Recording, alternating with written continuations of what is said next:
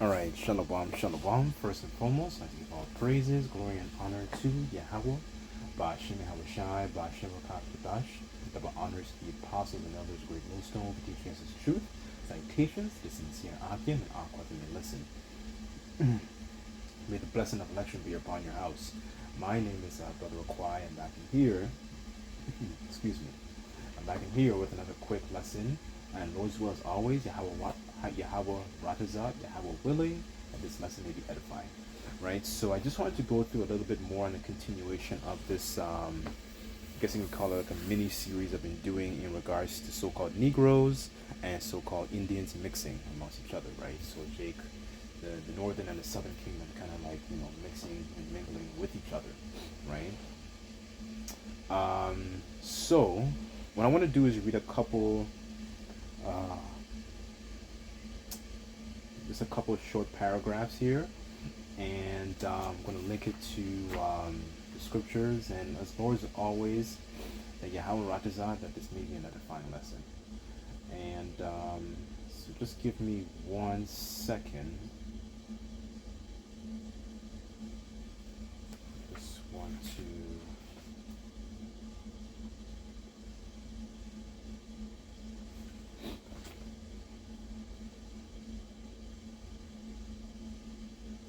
okay, so I'll start off here. So this is I'm reading this book at the moment. So the book, for those who don't know, this book is called Black Indians, right? And it's written by William Lorne Katz. So it goes into a little of the history during America, pre I guess you can call it pre-independence America, so prior to 1776. And then a little after 1776 as well, of what so-called Negroes and so-called Seminoles were doing during this time. So you had so-called Native Americans, so-called Seminole Indians, Choctaw, Cherokee, all the different sub-tribes, as well as so-called Negroes mixing, mingling with each other, right? So here, I'm just going to jump across to so this is chapter 8, and the mixing is to be prevented, right? So this is one of the tactics that Esau was really trying to do, and essentially trying to keep two peoples like separate, trying to keep us divided, right? That's how he functions essentially. He tries to keep and create divisions among the people, especially our people, right? By creating all these different bywords and so on and so forth. Okay, so let's jump right into it. So it says, this is page 121, and it says, African members of the Indian nation often played a vital part in armed resistance to whites. So essentially they understood and had, came to an agreement where they had a common, and knew and understood that they had a common enemy. In 1727, Africans and Indians besieged Virginia frontier settlements. During the French and Indian War, and British officer warning about the two races said, and quotations, it says, their mixing is to be prevented as much as possible, right? So so this is one of the things that Esau doesn't like. He doesn't like us when we're actually banding together, right?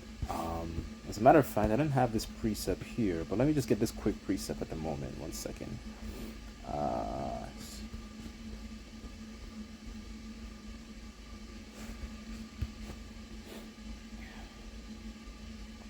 Okay, this is Psalms 133, verse 1, and it says, "Behold, how good and how pleasant is it for brethren to dwell together in unity," right? And this is, I wanted to bring this out because, this is something that is truly a blessing, especially in these particular times. Because in this particular time where I'm reading in this book, you had our brethren dwelling together. You had Israelites dwelling together, but they didn't dwell together under the banner and under that spirit of Yahweh Bashim Yahushai. They didn't dwell and understood that, okay, we're Israelites, we're the same people, I'm not gonna call myself a black person. You're not gonna call yourself a so-called Indian. Yahweh Bashim Yahushai is our power. He's our refuge. He's our fortress, like it says in Psalms 91.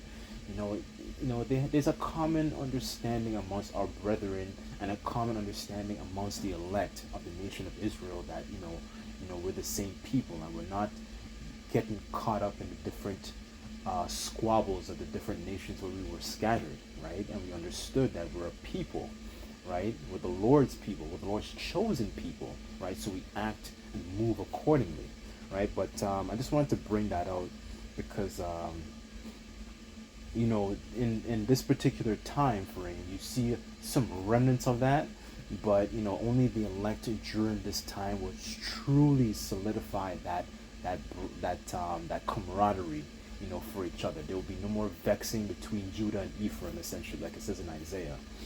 Um, okay, let me continue. So it says,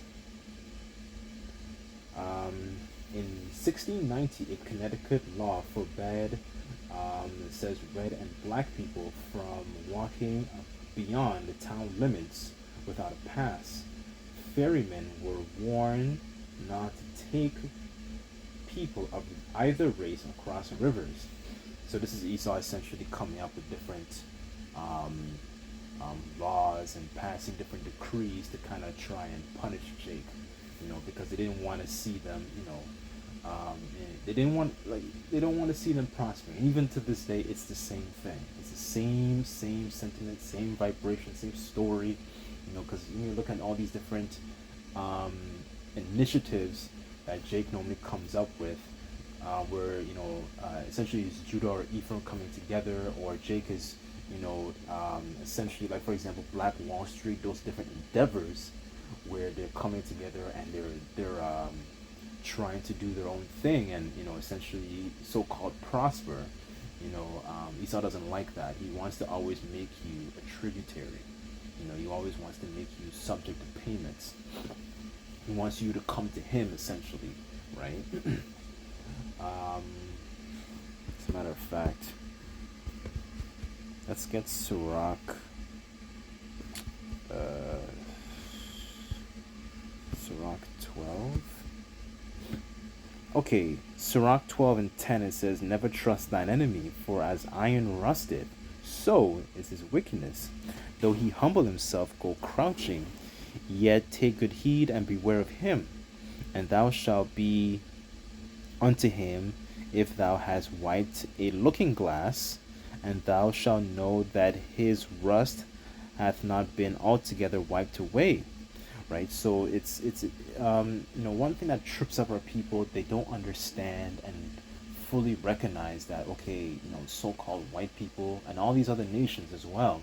And when you read Psalms 83, that these people are your enemy. These people are not your friends. Whether you play basketball and shoot hoops and get tacos together with these people, like these people are still your enemy.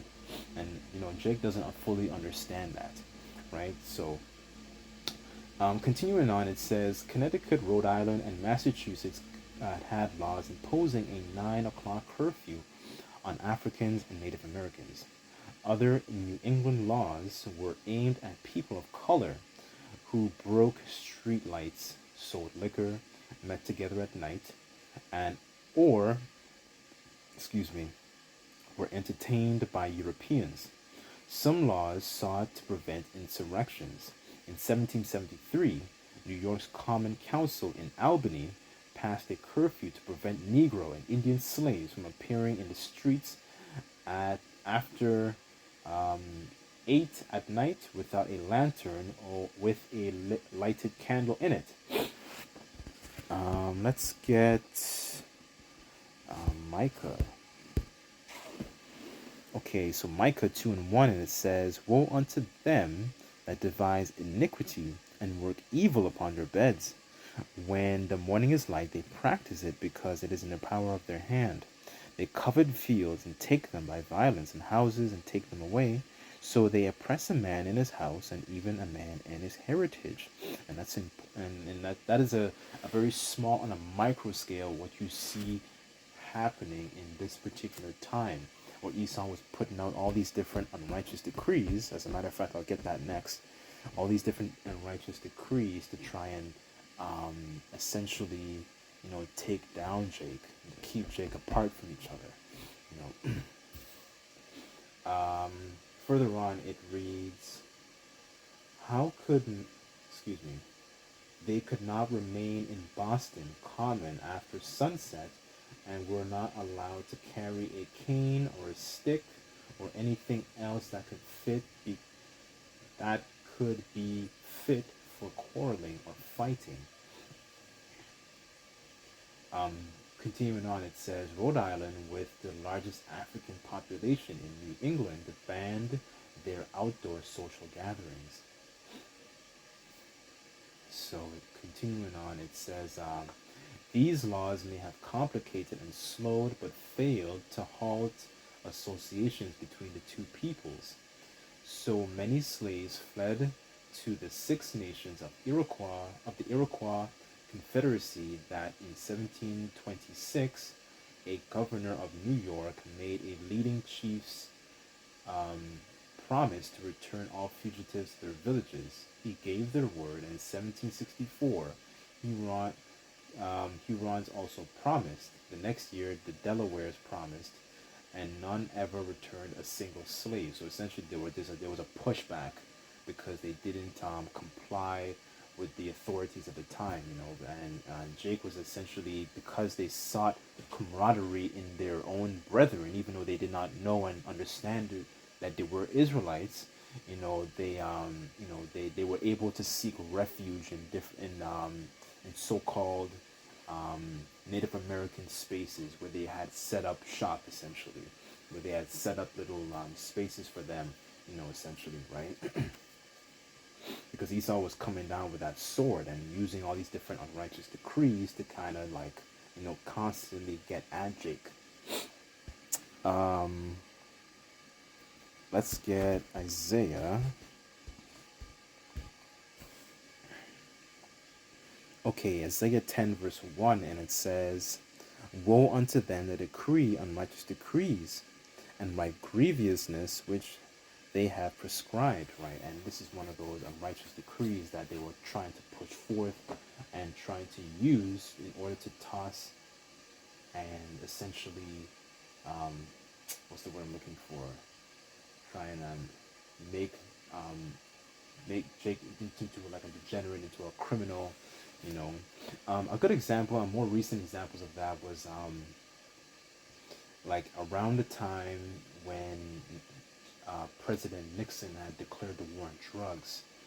Some of the things he used to do, not him per se, but that the administration, even after him as well, Jake would normally get they would normally get thrown in jail for very, very simple and minuscule crimes, such as like loitering and little possessions of what's it called, of marijuana, so on and so forth, in order to like, kind of get Jake, because they were just seeing, our people are an eyesore in the eyes of these other nations. They don't like us, right? um, Anyways, I think I'll stop right there because I don't want to make the lesson too long, because there's lots more to bring out, but I thought I would just cover some of these different situations that was going on during this particular time. So let's get two more precepts.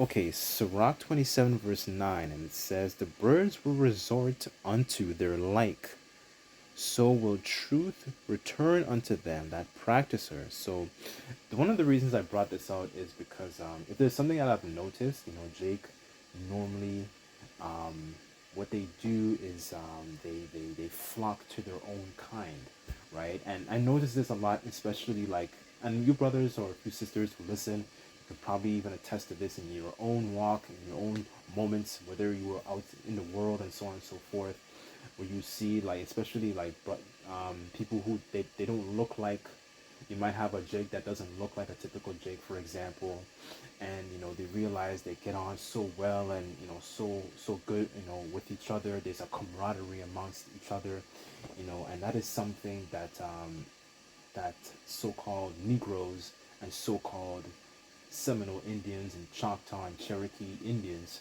found amongst one another in this particular time, because they realized and understood that they had so much common, they share common values in regards to, the land and respecting the elderly, because, they're the same people, right? But they didn't have the knowledge of Yahweh Bashim Shai, they didn't have the law, statutes, and commandments placed into they didn't have that understanding at the time, right? So, let me just get one more.